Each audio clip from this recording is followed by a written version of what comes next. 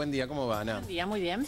Para hablar de, lamentablemente, casos que no son raros en esta época, hemos tenido muchos, cambian los lugares, las características, los protagonistas, pero son casos que tienen un mismo hilo conductor, es la violencia escolar. Sí, que ahora queda reflejada, que queda, una evidencia concreta de eso a través de los celulares. Y un celular es el motivo del primer conflicto que se presenta en un aula de Esquel, en una escuela técnica, en quinto año. Fíjense ustedes una situación muy confusa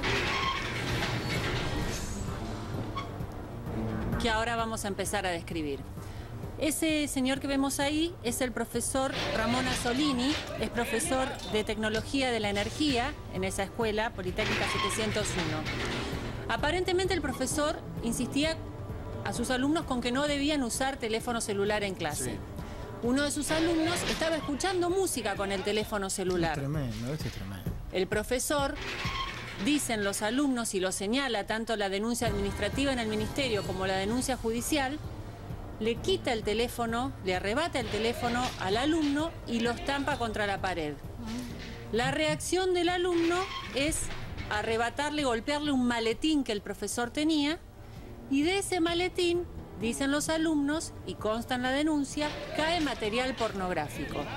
Ese material pornográfico, dijo el profesor en ese momento, se lo había sacado a otro alumno un mes atrás.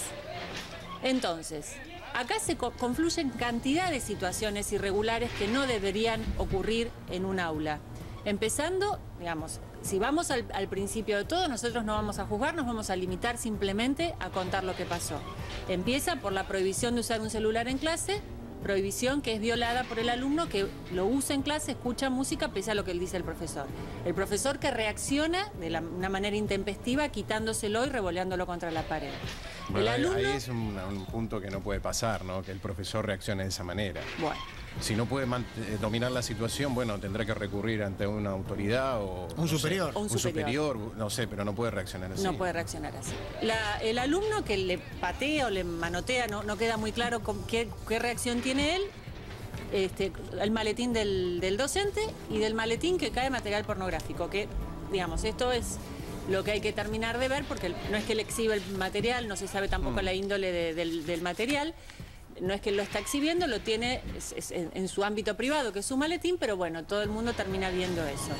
Lo que dicen los padres es que los chicos venían quejándose de este profesor, pero claro, quedaba en la queja. Nadie denunció trato arbitrario o maltrato psicológico, como ahora están diciendo los chicos, perdón, Ana, ¿qué edad tienen? Son de quinto año, así que tienen que tener 17, 18, por ahí andan. Lo que dicen es que los padres ahora hacen un mea culpa diciendo nosotros debimos intervenir antes cuando los chicos decían que la cosa venía mal. Porque dicen los alumnos que este docente se jactaba de su condición de juez de paz y que como tal no le podía pasar nada y podía hacer lo que quería. Esto también es una situación que hay que analizar y que por supuesto es irregular si esto ha sucedido así, si ha existido esta amenaza vedada de que yo hago lo que quiero porque soy un funcionario.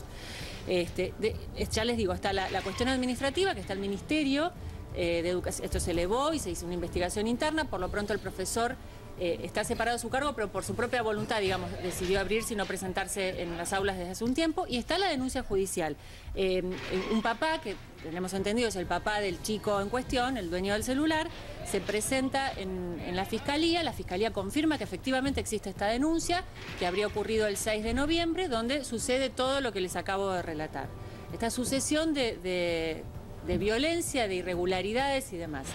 Y esto no termina acá, porque en el mismo momento que estamos contando esto, que tanta conmoción le causa a cualquiera, porque es evidente, porque hay una situación que excede todo marco y que sucede en un aula de quinto año, les tenemos que contar y mostrar otro video, también registrado con un celular en el aula de Formosa.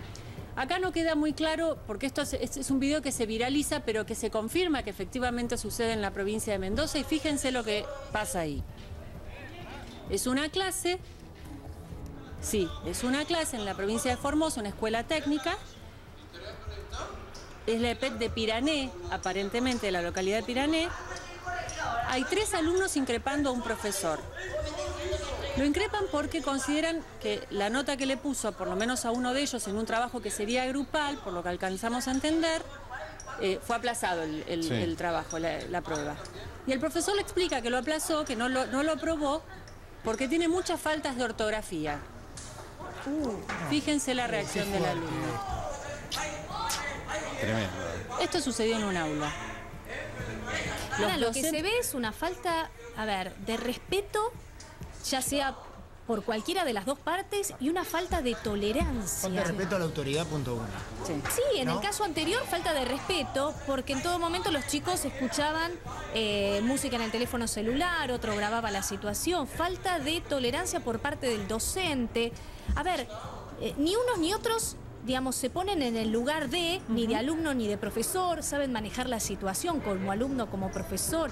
A ver, es gravísimo desde todo punto de vista. Sí, Por supuesto. Por supuesto, no hay una sola lectura para hacer de esto. Claro. Y lo que pasa en la calle pasa dentro del aula. Y los docentes se quejan.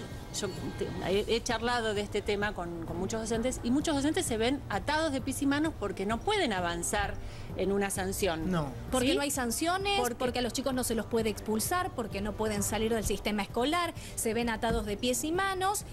Y Porque termina teniendo problemas con los superiores en el establecimiento, con los padres. Claro, porque además lo difícil, lo que se está dando desde hace unos años a esta parte, es que cuando hay un conflicto con un alumno y el padre es citado, no siempre el padre se pone en una situación, en una actitud de decir, bueno, a ver cuál es el problema, Sí. vamos a trabajar Al contrario, juntos. increpa. Increpa y pretende que su hijo, o sostener que su hijo no hizo nada malo. Entonces es muy difícil enfrentar esa situación. Para el docente es muy difícil, para las autoridades de un colegio es muy difícil, tanto en la educación pública como Y los en la chicos educación están privada. terribles, falta de respeto, violencia, no les importa nada y digamos una falta de respeto que empieza por la casa, ¿no? Sí.